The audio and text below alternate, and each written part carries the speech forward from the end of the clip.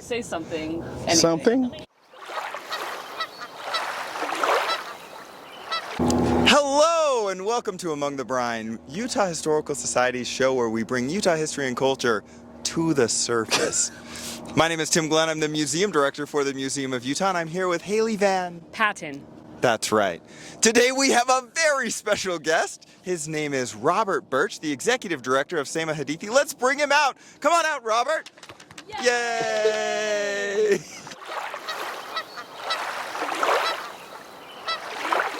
Robert, welcome.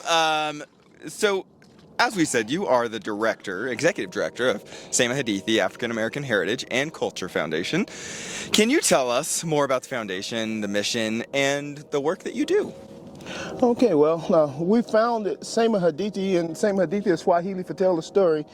And as we was doing genealogy and helping people do their genealogy, black families, white families, and finding families who had African Americans in them, but as we did events with organizations around town, getting a lot of people telling us there's no black history in Utah. Yeah. And so, in discovering all this history, we decided, we need to focus on making sure we Sema Hadithi or tell the story. Your website reads, imagine our working groups as explorers on a mission to uncover historical treasures. Mm-hmm. So what is the most unique or interesting historical treasure that you have come across in your work?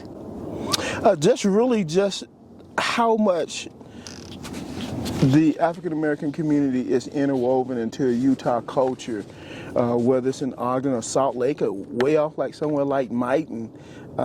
We're always surprised with how much the African American community was integrated into other communities. There was obvious issues from that time, but we found ways to fit in, even up around Korean when Golden, just before the spike to connect the railroads.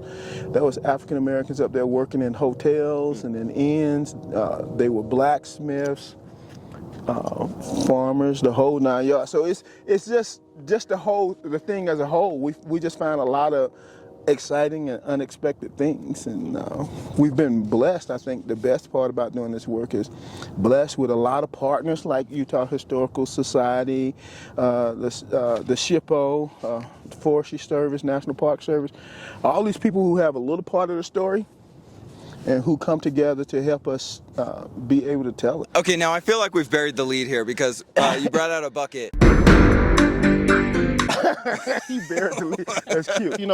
I teach a Gullah Geechee class, the origins of Gullah Geechee, or the culture that came out of South Carolina and Georgia in the Low Country that came out of slavery. 50 to 60% of all black people who were brought here slaves was through Charleston. And so we created our own culture, own foods, and this is one of those things. This is called red drink. You should try this if this in Jamaica they call it sorrel. In parts of Africa they call it bissap. In Mexico they call it jamaica. But in Georgia, South Carolina, and people who come out of that Gullah Geechee culture, we just call it red drink. This is a drink it comes in different fashions all over the world, wherever Africans are, but it's from hibiscus tea and some fruit, a little cinnamon and things of that nature. So this is exciting. This is going to be great. Now, this is something that I make at home.